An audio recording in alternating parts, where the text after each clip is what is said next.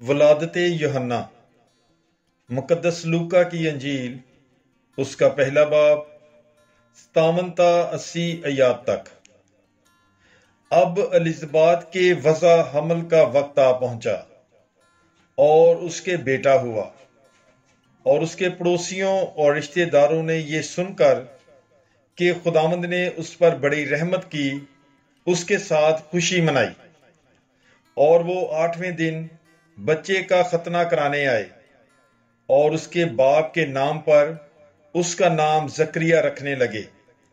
مگر اس کی ماں بول اٹھی اور کہا کہ نہیں، بلکہ اس کا نام یوحنا ہے۔ انہوں نے اس سے کہا کہ تیرے گھرانے میں کسی کا یہ نام نہیں۔ تب انہوں نے اس کے باپ کو اشارہ کیا کہ تو اس کا کیا نام رکھنا چاہتا ہے؟ اس نے تختی منگوا کر لکھا کہ یوحنا اس کا نام ہے، اور سب نے تعجب کیا، اور اسی دم اس کا منہ اور اس کی زبان کھل گئی، اور وہ بولنے اور خدا کی تعریف کرنے لگا۔ تب ان کے آس پاس کے رہنے والوں پر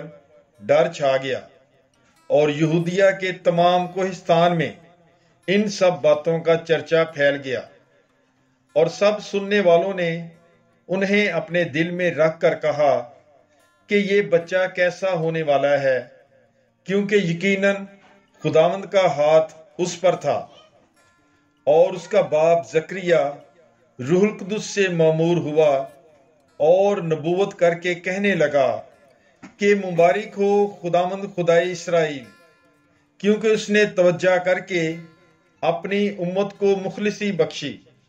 اور اس نے اپنے بندے داؤد کے گھرانے میں ہمارے لیے کرنے نجات نصب کیا، جیسا اس نے اپنے ان انبیاء پاک کے منہ سے کہا تھا جو قدیم سے ہوتے آئے ہیں، کہ اس نے ہمیں ہمارے دشمنوں سے اور ہمارے سب کینہ وروں کے ہاتھ سے نجات دی،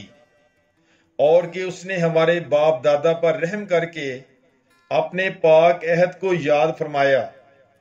یعنی اس قسم کو جو اس نے ہمارے باپ ابراہیم سے کھائی تھی، کہ وہ ہمیں یہ عنایت فرمائے گا کہ اپنے دشمنوں کے ہاتھ سے رہائی پا کر ہم بے خوف اس کی خدمت کریں،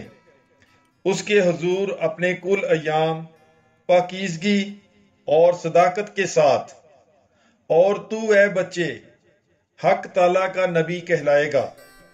کیونکہ تو خداوند کے آگے آگے اس کی راہیں تیار کرتا جائے گا، تاکہ ان کے گناہوں کی معافی سے اس کی قوم کو نجات کی معرفت دلائے، ہمارے خدا کی اس عین رحمت کی وجہ سے جس کے ساتھ عالم بالا کی فجر ہم پر آئے گی، تاکہ انہیں روشنی بخشے جو تاریکی اور موت کے سائے میں بیٹھے ہیں،